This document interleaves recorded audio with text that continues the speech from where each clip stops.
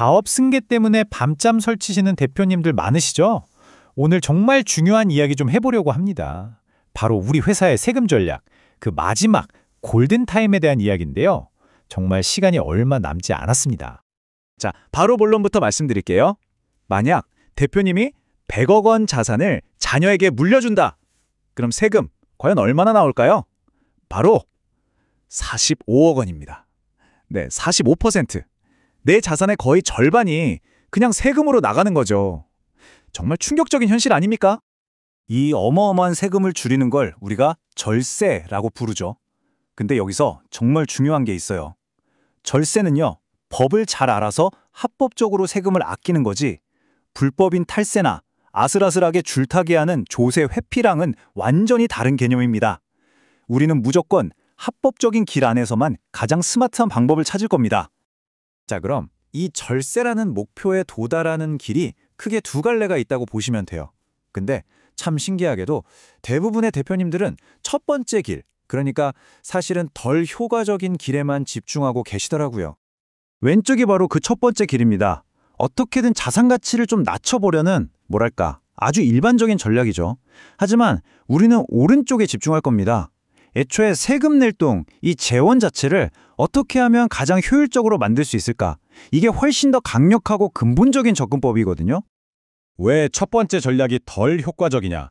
한계가 너무 뚜렷해요. 일단 시간이 어마어마하게 오래 걸립니다. 그리고 더 중요한 건 부동산이나 우리 회사 주식 같은 건 나라에서 정해놓은 최소 이 정도 가치는 된다는 한선이 있어요. 그래서 마음대로 가치를 팍팍 떨어뜨리는 게 아예 불가능합니다. 딱 막혀 있는 거죠. 자, 그럼 이제 생각의 방향을 180도 틀어보는 겁니다. 가치를 줄이려고 끙끙대는 대신에 그냥 이 큰 세금을 어떻게 가장 스마트하게 낼까? 여기에 한번 집중해보는 거죠. 바로 여기서부터 진짜 해결책이 보이기 시작합니다. 왜 비효율적이냐? 바로 이 이중과세라는 덫 때문입니다. 한번 보세요.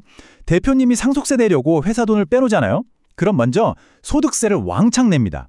그렇게 세금 한 번 떼인 돈으로 또 상속세를 내는 거예요. 세금을 2번 내는 거죠. 그러다 보니 계산해보면 100억 상속세 내려고 회사에서 200억을 빼와야 한다는 이런 말도 안 되는 상황이 벌어지는 겁니다.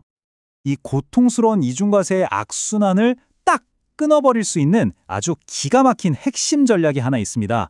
오늘 설명에서 가장 중요한 파트입니다. 바로 감액배당이라는 겁니다. 감액배당 말이 좀 어렵죠? 쉽게 생각하시면 돼요. 우리가 보통 아는 배당은 회사가 열심히 장사해서 남긴 이익에서 나눠주는 거잖아요. 그런데 이 감액배당은 그게 아니라 애초에 주주들이 회사에 넣었던 자본금, 그중에서도 자본준비금에서 뺏어주는 아주 특별한 배당이에요. 이익이냐, 자본이냐, 이 차이가 하늘과 땅 차이입니다. 이 전략의 핵심 논리는 진짜 간단하고 강력해요. 바로 내 돈을 내가 찾아가는데 세금을 왜 내? 이겁니다. 그쵸? 내가 처음에 투자했던 원금을 돌려받는 거니까 이걸 새로운 소득으로 보지 않는 거예요. 그러니 세금도 없는 거죠. 아주 상식적이죠. 근데 여기서 주의할 점이 하나 있습니다. 자본준비금이라고 해서 다 똑같은 게 아니에요. 대표님이 직접 돈을 넣어서 생긴 순수한 내돈 성격의 준비금은 당연히 비과세가 맞습니다. 하지만 다른 회사랑 합병하면서 생긴 것처럼 다른 사람의 몫이 섞여 있는 돈은 과세가 될 수도 있어요. 그래서 우리 회사 장부를 열어서 이 돈의 성격이 뭔지 전문가가 꼼꼼하게 분석하는 과정이 반드시 필요합니다. 물론 이렇게 강력한 혜택을 그냥 주진 않겠죠. 당연히 넘어야 할 산들이 있습니다. 상법에 정해진 절차를 아주 철저하게 지켜야 하고요. 또 자본준비금이 충분히 쌓여 있어야 합니다. 자본금의 1.5배는 넘어야 해요. 그리고 그냥 주주총회도 아니고 훨씬 더 까다로운 특별결의라는 절차를 통과해야만 합니다. 자, 여기까지 들으시면 와, 이거 정말 엄청난 방법이구나 싶으실 거예요. 맞습니다. 그런데 이제부터가 진짜입니다. 제가 왜 자꾸 시간이 없다고 하는지, 왜 2025년이 마지막 골든타임이라고 부르는지 지금부터 그 이유를 말씀드리겠습니다. 문제는 바로 이거예요.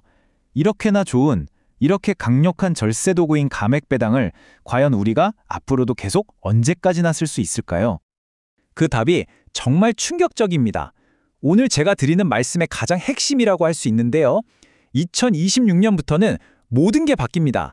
지금 당장 50억을 감액배당으로 받으면 세금은 영원 한 푼도 없습니다. 하지만 2026년부터는요. 똑같이 50억을 받아도 세금이 무려 25억 원이 나올 수 있습니다. 영원 대 25억. 이건 그냥 차이가 나는 수준이 아니죠. 아예 다른 세상이 되는 겁니다. 이게 갑자기 툭 튀어나온 얘기가 아니에요. 거대한 흐름을 보셔야 합니다. 이미 2023년에 가족법인을 이용한 증여 규제가 한번 강화됐었죠. 그리고 이제 2025년 말이 되면 이 감액배당 비과세라는 문도 쾅 하고 닫히는 겁니다. 우리가 활용할 수 있는 합법적인 절세의 문이 정말 눈에 보이게 점점 더 좁아지고 있는 거예요. 자, 지금까지는 감액배당이라는 아주 구체적인 방법에 대해 알아봤습니다. 하지만요, 이런 방법론보다 훨씬 더 중요한 게 있습니다. 그건 바로 목적지입니다. 우리가 어떤 차를 탈지 고르기 전에 어디로 갈 건지를 먼저 정해야 하는 것과 똑같습니다. 한번 상상해 보세요. 여기 자전거가 있고 자동차가 있고 비행기가 있습니다. 대표님, 이 중에서 어떤 걸 타고 이동하시겠어요? 한번 골라보시죠. 바로 답하기가 좀 애매하셨죠? 당연합니다. 제가 목적지를 말씀 안 드렸잖아요. 집 앞 편의점 가는데 비행기를 탈 수는 없고 저 멀리 미국 가는데 자전거를 탈 수도 없는 노릇이죠. 세상에 무조건 최고의 방법이란 건 없습니다. 오직 내 목적지에 딱 맞는 최적의 방법이 있을 뿐이에요. 그럼 다시 한번 여쭤보겠습니다. 대표님, 가업승계의 최종 목적지가 대체 무엇입니까? 그냥 세금 좀 아끼는 거, 그게 정말 최종 목적지인가요? 아니면 내 피땀 흘려 일군 이 회사를 자녀에게 온전히 물려주고 100년 기업으로 만드는 것입니까? 제가 실제로 겪었던 정말 안타까운 사례 하나 말씀드릴게요. 한 대표님이 계셨는데 세금 아끼는 데만 너무 집중하신 나머지 회사 주식을 재단에 기부하는 방법을 쓰셨어요. 네, 세금은 확실히 줄었죠. 그런데 그 결과 자녀에게 물려줄 주식이 거의 남아나질 않은 겁니다. 절세는 성공했지만 정작 가장 중요했던 승계는 실패한 거죠. 이걸 과연 성공이라고 할 수 있을까요? 그래서 제가 항상 말씀드리는 겁니다. 목적 없는 절세는 전략이 아니라 함정이다. 라고요. 가업승계의 진짜 목적, 그 본질은 세금 몇 푼이 아니라 우리 회사가 앞으로도 계속 살아남고 성장하는 것. 바로 그 미래에 있으니까요. 마지막으로 이 질문을 드리고 싶습니다. 지금 대표님이 세우고 계신 승계 계획은 우리 회사의 100년 미래라는 굳건한 목적지 위에 서 있습니까? 아니면 그저 2025년이면 효력을 잃을지도 모르는 사라져가는 방법들을 불안하게 그려모은 것에 불과합니까?